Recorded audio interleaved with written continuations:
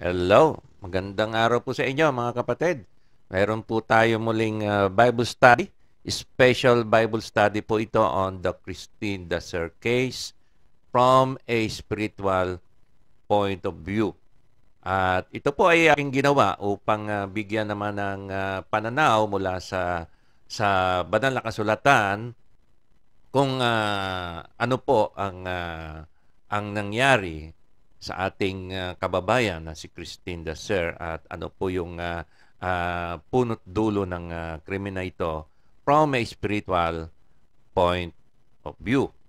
At ako po'y naantig yung aking damdamin sa huli ko pong napanood na video na tungkol sa balita, tungkol po sa nangyari sa ating kababayan to na nakakalungkot na kailangan po natin ng hustisya, mga kapatid.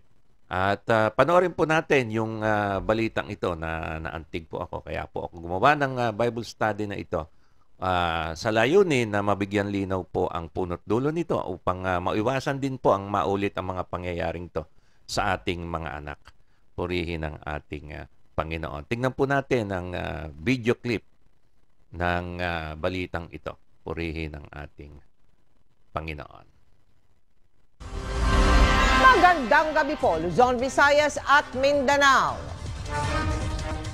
Pinatatanggal sa serbisyo ng pamilya Desera ang medical legal officer na nagpaimbalsamo sa labi ng flight attendant na si Christine. Ayon sa kampo ni Desera, inamin daw ng medical legal officer na pinaimbalsamo na nga niya agad ang katawan ni Christine nang walang pasabi sa pamilya at bago ito isinailalim sa medical legal examination. Aminado rin ang pinuno ng National Capital Region Police Office o NCRPO na hindi nasunod ang tinatawag na police procedure. Kaya malaking hamon ngayon kung paano matutukoy kung ano ang ininom ni Christine at kung may nangyari ba sa kanya bago ang kanyang pagkamatay.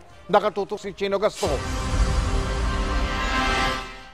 Kinikwestiyon ng pamilya Dasera ang resulta ng medical legal examination kay Christine Dasera na pirmado ni Police Major Michael Sarmiento, isang medical legal officer na siya ring sumuri sa bangkay ng flight attendant. Lumalabas kasi sa dokumentong ito na naimbalsamo na ang katawan ni Christine bago isinailalim sa medical legal examination. What Dr. Sarmiento admitted was he embalmed first. Siyang nag-order ng embalmment bago siya gumawa ng medical legal examination. So mali yung procedure. Ewan ko kung nagkamali lang o talagang kanyang alam niyang mali ito at saka ginawa niya. Kaya naghain agad ng administrative complaint ang pamilya sa PNP kanina. Gusto nilang ipatanggal sa pwesto si Sarmiento dahil sa gross negligence at gross incompetence.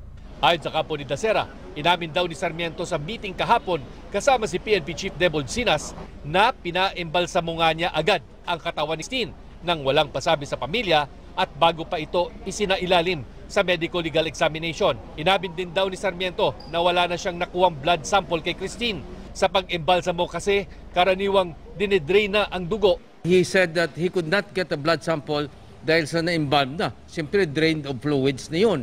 The report of Colonel Sarmiento or Dr. Sarmiento of the Medical Legal of SOCO is not only inaccurate but baka misleading.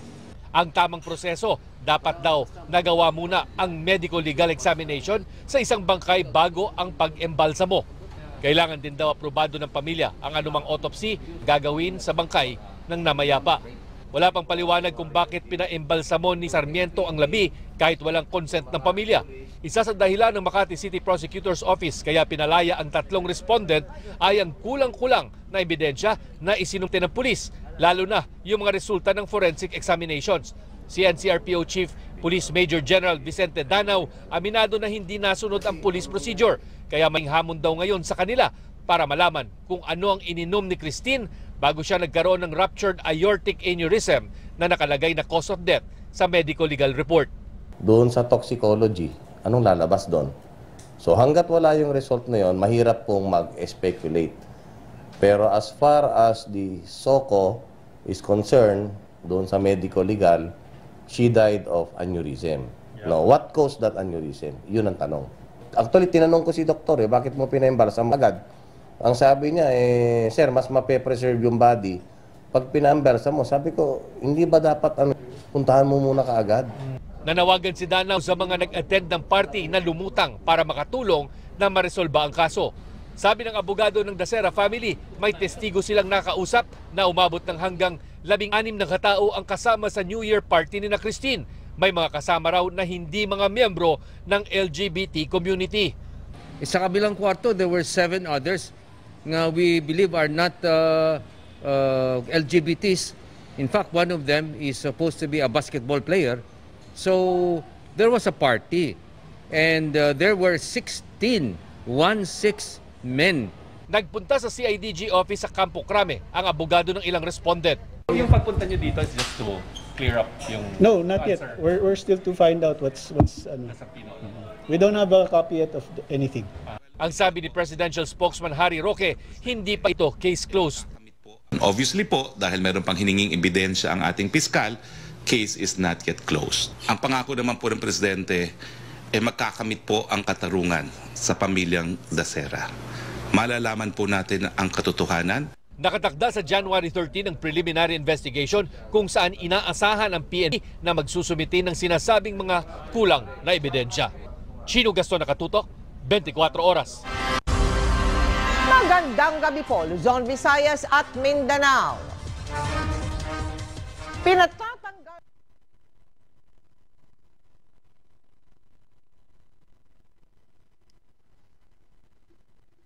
Praise God. Purihin po ang ating Panginoon dahil po sa video na yan ay nais ko po mag-create at mag-share ng kaunting Bible study sa pananaw po ng pangyayaring ito sa ating minamahal na si Christine Daser from a spiritual point of view. Nakita naman po natin ang news. Talaga pong ako personally ay bilang tao, no? Hindi na po bilang pastor, kundi bilang tao, ay talagang nangingit-ngit sa galit.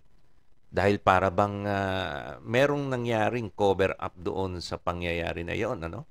Kahit sino naman pong matinong pag-iisip, ay alam naman po na hindi na pwedeng i-autopsy ang naimbalsa na at dapat po talaga merong consent ng pamilyang ito at under investigation.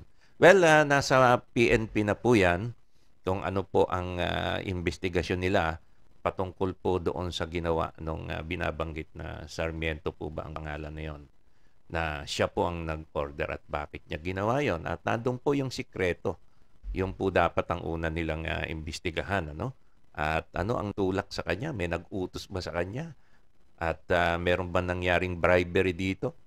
At yan po yung imbestigahan. At ako'y naniniwala sa PNP na wala po silang itatago kung meron man pong anomalyang nangyari, mga kapatid. Gayunpaman ay nasa PNP na po yan. Nasa tiwala naman po tayo sa sinabi ng ating presidente na meron po siyang pagtitiyak na merong katarungan at talagang hindi niya po yan ito tolerate mga bagay na ganyan. At kahit po involved dito yung matataas na tao, malalaking tao, pera, yan po ang mga involved na yan, ay naniniwala po tayo sa katarungan din ng ating Diyos na buhay. Purihin ng Panginoon. Tuloy po natin yung ating pananaw tungkol po sa nangyari upang hindi na po ito maulit o maiwasan sa ating mga anak. At ano pong sinasabi ng Biblia tungkol po sa mga pangyayaring ito? Unang-una, ang sinasabi po ng Biblia sa ating pong English na babasahin ay hindi po tao ang pinaka-mastermind nito, mga kapatid. Merong mas malalim. Kung yung sa tao, ayaan na natin ang PNP ang mag-imbestiga dyan. At meron naman po tayong sistema sa ating hustisya. Gayunpaman, ay lalalim pa po tayo, mga kapatid. Ang sinasabi po ng Biblia, for we do not wrestle against flesh and blood, at meron pong mga espiritual na kapangyarihan na marami pong tao hindi nakakaalam nito. But against principalities, against powers, against the rulers of the darkness of this age, against spiritual hosts of wickedness in the heavenly place. Meron pong nagsasabog ng lagim, mga kapatid. At hindi po tayo tao lamang ang nilalang.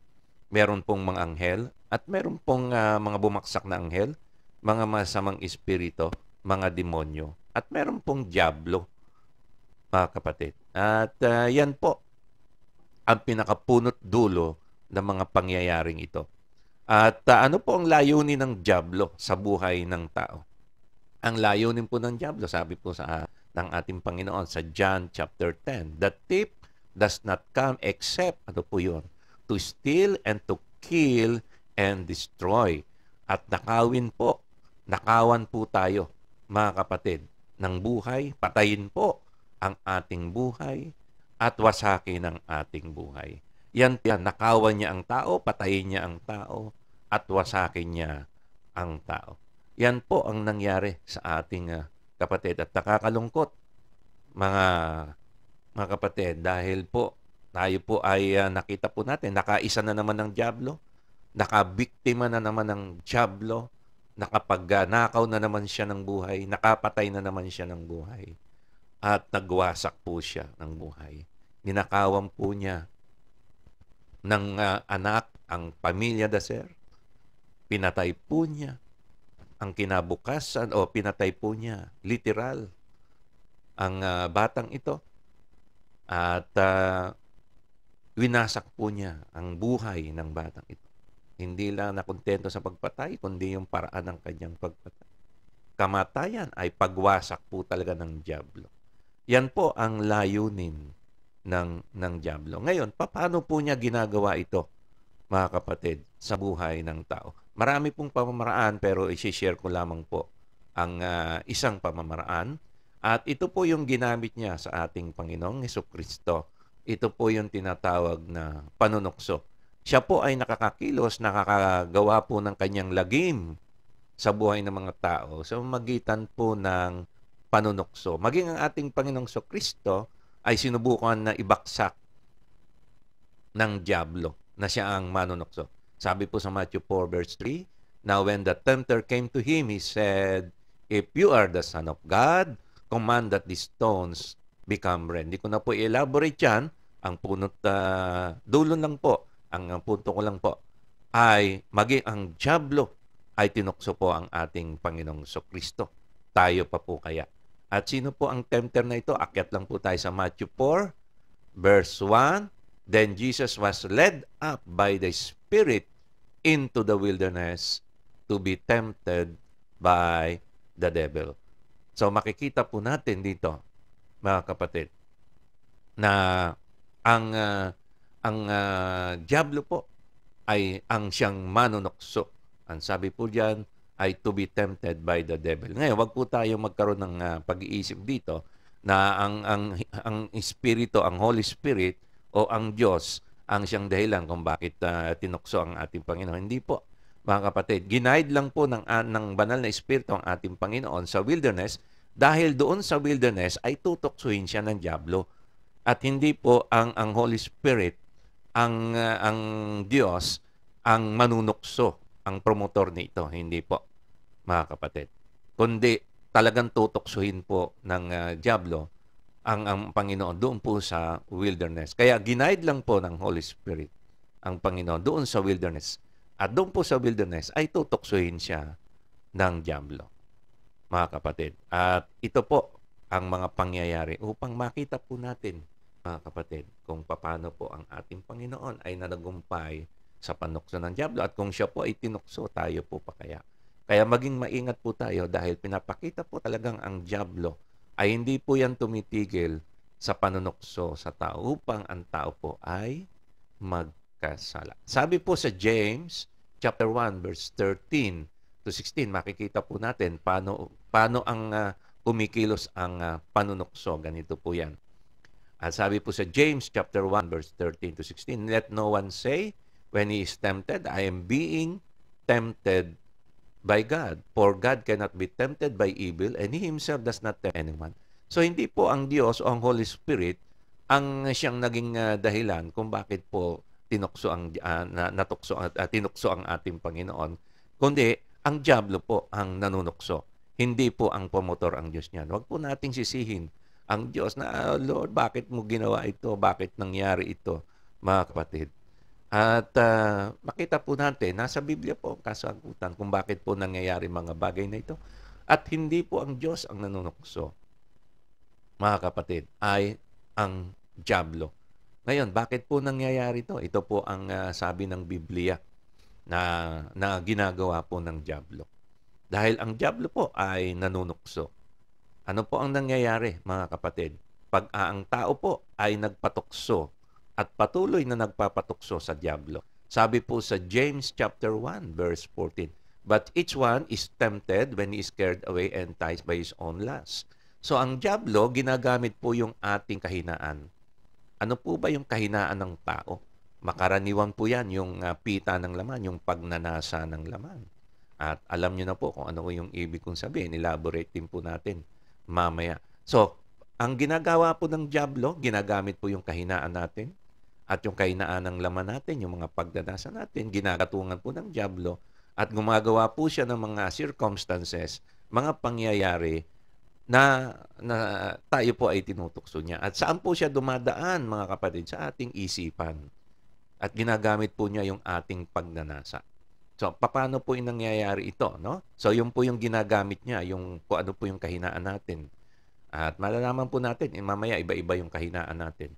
At sa verse 15, sa James chapter 1, verse 15, at pagka po siya ay nanukso, ano po ang nangyayari? When lust has conceived, it gives birth to sin. So, paano po ang nangyayari? So, tinutukso po tayo, kagaya po ng ating Panginoon, tinukso niya, at ang ganun po niya na sa isip. Kinukumbinsi po niya ang Panginoon na magkasala. At tayo po ay kinukumbinsi ng dyablo na magkasala. Sige na, gawin mo na yan. Wala namang nakakakita. At gusto mo naman, di ba? At yan yung gustong-gusto mong gawin. Hindi naman yan na kasalanan. Maring ganun ang sasabihin sa atin ng dyablo. Lahat yan, gumagawa ng bagay na yan. Ikaw lang man nakakaalam. Humingi ka na lang ng tawad sa Diyos later on. Gawin mo ang gusto mo. Sige, go lang. Yan po ang ginagawa ng dyablo sa ating isipan. At pag bumigay po tayo, ang sabi po dyan, dito, when lust has conceived, paano po nagko-conceive? Yun po yung time when we agree. When we agree to the devil's temptation, that is the time it is conceived.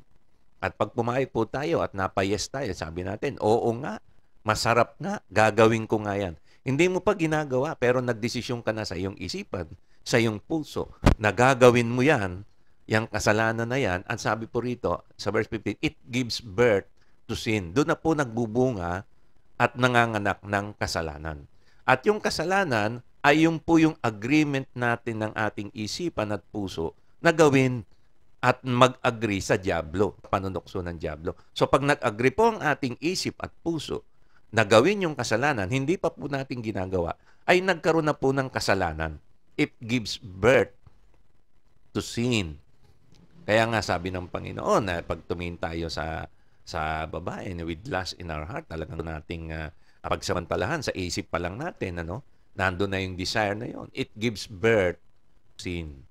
Okay, meron na pong kasalanan. Ngayon, yung kasalanan na yon, ang kasunod na po nun, ang sabi po dyan, and when sin is accomplished, gagawin mo na. So, nandun na po yung tinatawag na aksyon na napagdesisyonan mo ng gawin, na nag-agree ka na sa dyablo, nag-agree na po tayo sa dyablo na gawin yung kasalanan, it will be accomplished na. Gagawin mo na ngayon yung krimen na yon. At pag nagawa mo na yung krimen na yon, at na-accomplish mo na, ay magbubunga na po ng kamatayan. Maaring magbunga ito dahil sa kasalanan mo, ay magbunga ng kamatayan ng ibang tao. At maaring hindi personal na kamatayan mo physically. At maari naman itong magbunga rin ng later on na hatol sa iyo ng kamatayan. Pwede rin po yan. So, yung kamatayan na ito ay pwede pong kamatayan nung iyong gagawa ng krimen at pwede po rin kamatayan mo. At pwede rin pong spiritual death mo ito. So, gayon pa man, ang bunga ng paggawa ng kasalanan at inaccomplish mo ito ay nagbubunga ito ng kamatayan later on. At nakita po nga po natin na yung mga kasalanan na ito ay nagbunga po muna ng physical death ng ating minamahal na Christine Dacer. Mga kapatid, ito po yung nakakalungkot na gawa po ng bunga ng kasalanan. Kaya nga, ang sabi po ay, do not be deceived, my beloved brethren. Do not be deceived. Wag po tayong padaya. Wag po tayong patukso sa dyablo. Kasi pag nagpatukso po tayo, yan na po yan. Natalo na po yung isip natin. Bibigay na po tayo. Gagawin na po natin yung kasalanan. And later on, magbubunga po ito ng kamatayan. Maaring physical, literal death, or spiritual death. At sa kaso po ng ating minamahal, ay nagbunga po ito ng kamatayan ng ating minamahal na si Kristi. At ang sabi po, nanggagaling po yon, yung panunokso na yon, ay doon po ginagamit po ng dyablo yung laman. So ano po ba yung mga gawa ng laman ng kasalanan? Ito po yon. Ito po yung mga gawa ng laman. Pag nagpatukso po tayo sa dyablo, ito po yung ginagamit niya at mangyayari na gagamitin po niya. Yung flesh lust o yung lust of the flesh na ginagamit po ng dyablo para tuksuin tayo. Tandaan po natin, sabi po sa Galatians 5:17, for the flesh lusts against the spirit, and the spirit against the flesh. And these are contrary to one another, so that you do not do the things you wish. At sa bandang huli ay nakita mo, bakit ko nagawa yon, ano? So, yun po ang nakakalungkot. At ito po ay contrary sa Diyos. Kaya po, ang dyablo po ang promotor nito, mga kapatid. Now, the works of the flesh are evident, which are adultery, fornication. Yung mga ginuhitan ko po ay yung po yung mga nakita kong involved. Maaring meron pang iba, pero ito lang man po ang aking didiscuss. Fornication, ito po yung pagnanasa. Pagnanasa ng man. Ano? It involves sex po yan, mga kapatid. Ayan, sexual desire po yan, mga fornication. And idolatry, sorcery, yan, ginuhitan ko po yan, paliliwanag ko po kung ano yung sorcery na yan. Hatred, contention, jealousy, outbursts of wrath. Yung outbursts of wrath yan, ididiscuss ko po yan kung may pagkakataon po tayo. Yung Bible study naman po yung biglang galit, no? Na involved naman po yung iba nating mga, na balita rin po yan, yung mga iba nating mga kapulisan na 2 kaso po yan na may outburst of wrath. Saka ko na lang po yun isi-share. Okay, selfish, ambition, dissension, heresies. Verse 21 ng Galatians 5, verse 21. Envy, murders, ayan, yung pagpatay, nagbubunga po ng pagpatay. Drunkenness, nakita ko rin po yan. Revelries, and the like. At meron pa pong mga kagaya nito na maaring di pa po natin na kagaya po ng bribery, love of money. Meron po na, kita rin po tayo, maaring may involvement po ng gano'n, ng pagsusuhol, of which, or mga influences, ano, yung mga selfish ambition, ano, mga gano'n po. Of which I tell you beforehand, just as I also told you in the past, that those who practice such thing will not inherit the kingdom of God. So makita po natin yung mga gumagawa po ng patuloy na gumagawa ng mga ganito at di po nagsisisi sa kanilang mga kasalanan, may hustisya po yan sa langit. Hindi po sila magmamana ng kaharian ng Diyos at meron pong parusang walang hanggan yan sa dagat-dagatang apoy o mas kilala natin sa impyerno.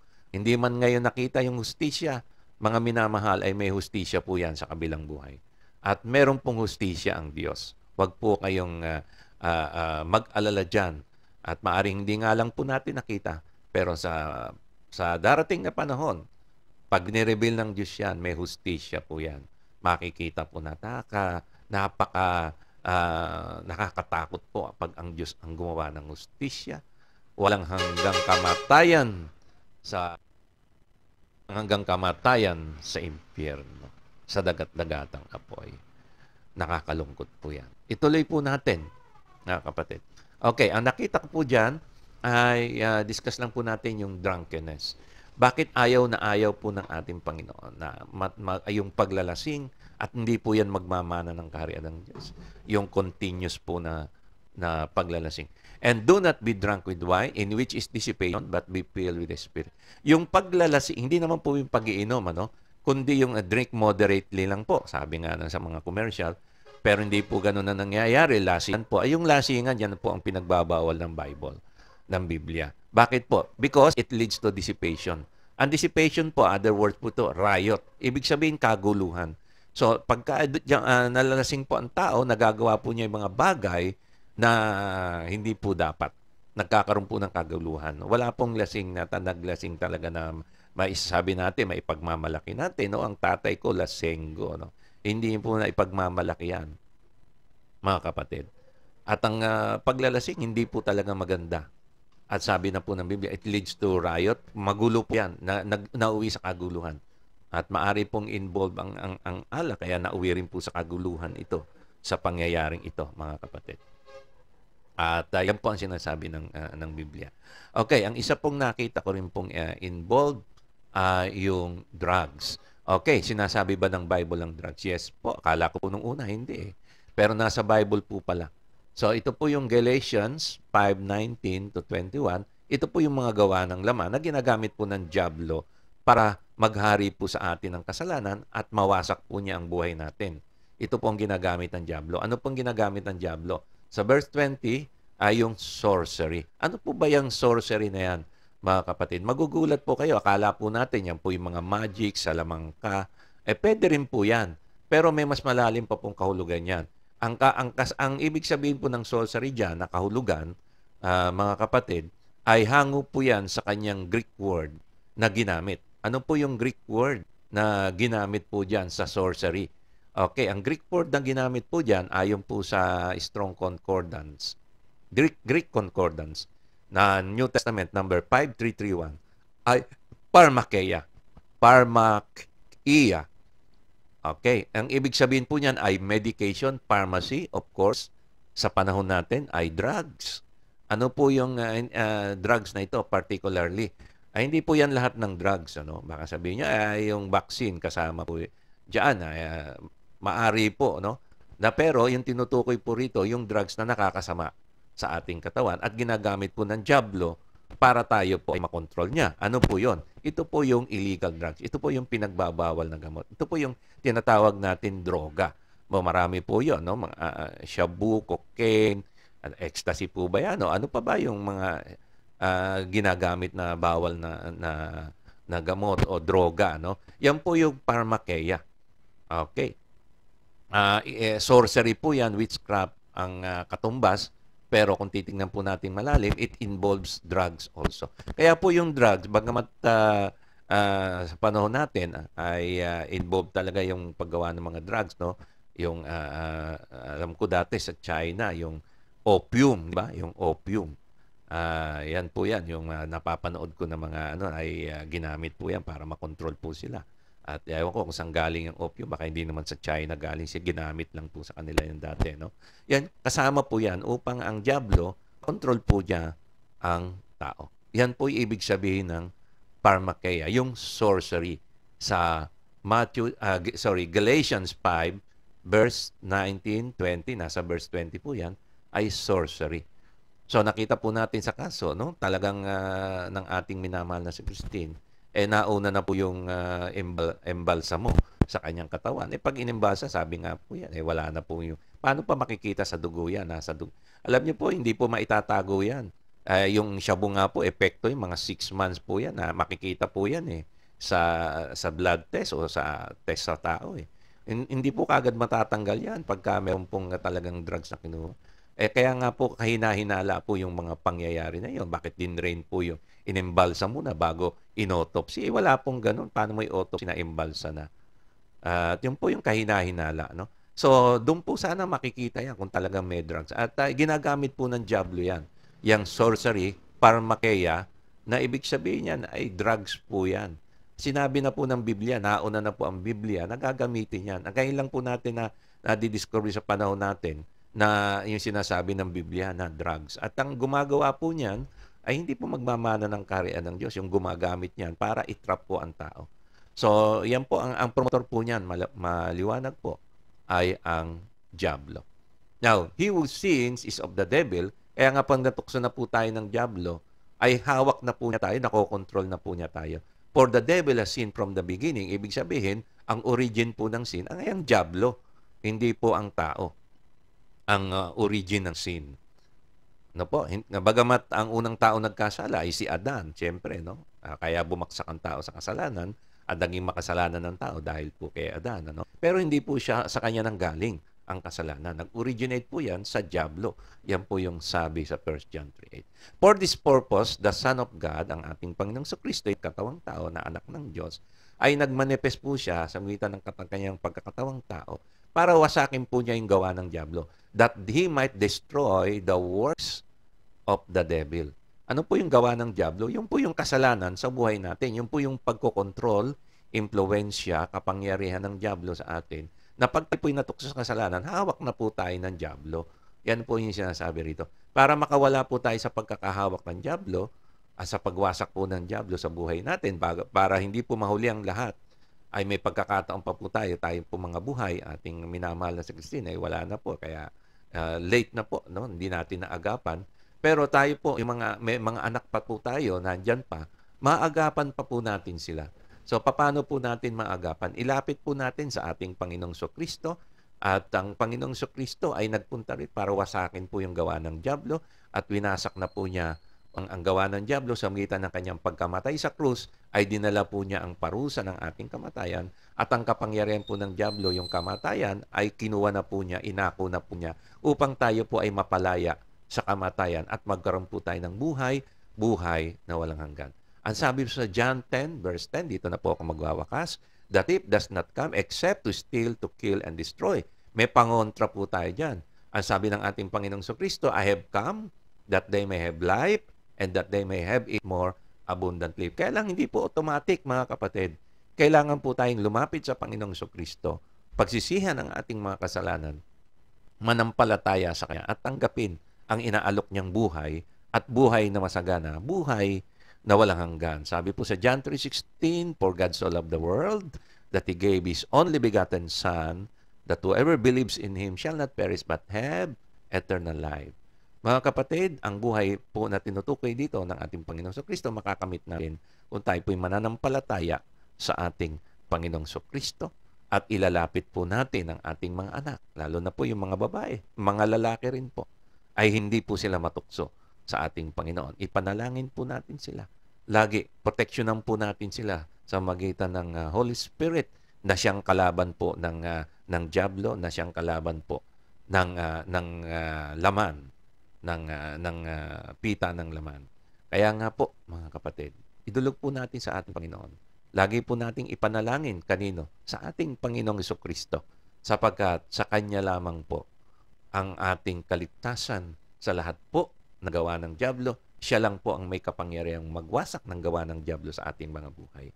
Kaya nga po tayo po'y dumulog sa ating Panginoon at tayo po'y lumapit sa Kanya at manalangin at humingi sa Kanya ng pagliligtas. Kaya nga po ang ating Panginoon ay tinatawag po na Savior, tagapagligtas. Kaya po tayo ay manalig sa Kanya at manalangin po tayo, mga kapatid. Ilapit po natin ang katarungan. Sir, aming Amang Diyos sa langit, sa oras pong ito, kami nagpapasalamat sa bigyan meris na ang panunokso sa tao upang Kanya ang makontrol ang tao at ang tayo bumagsak sa kasalanan at Kanya pong mahawakan. Kaya nga po, aming Panginoon ang katarungan para sa aming manastin. Sir, namang Diyos, kung ang Diyos ng katarungan, ayos ang kanilang kasyon at makita po na walang dahil kalaban po nila, dinlaban po nila na pera. Ang panunong posisyoning matataas na tao rin po ang may mga involved dito, Panginoon, na siyang kumikiling dun po sa mga maaring tunay na gumawa nito. Ikaw na po ang nakakaalam. Bigyan mo ng katatagan, dignidad, ang boldness, ang PNP na kanila pong imbestigahan to ng wala pong kinikilingan na kahit na sino. At tulungan mo rin po ang aming Presidente Duterte sa kanya pong pangako na magampanan po niya ito. Katarungan para po kay Christine Dacer. Nilalapitan po namin ito sa iyo sa pangalan ng Panginoong Kristo. At amin din po nilalapit ang aming mga anak na lalaki at babae na hindi po ma-involve, hindi po matukso sa kahinaan ito ng laman, ng pagnanasa ng laman, kahinaan ng kahinaan sa sex, kahinaan sa paglalasing, kahinaan sa droga. Hindi po matukso ang aming mga anak. Protektahan mo po ang aming mga anak. Panginoon, nilalapit po namin sa iyo aming Panginoong Kristo at sinusuway namin sa pangalan ng Panginoong Kristo ang anumang gawa ng dyablo sa aming mga anak na lalaki at babae. Sa pangalan ng Panginoong Kristo, lumayas ka, espiritu ng panunukso sa aming mga anak. Sa pangalan ng Panginoong Kristo, winasak na ng Panginoong Yesus ang iyong gawa sa aming mga buhay. Wala kang karapatan sa aming mga buhay. Pinapalayas ka namin, tukso ng laman, tukso ng dyablo sa pangalan ng Panginoong Kristo. Hallelujah. Salamat po mga kapatid sa inyong pagkikinig. Hanggang sa muli po, nabigyan tayo ng pagkakataon na makapag-share sa inyo. At pagpalain po kayo ng ating Panginoon.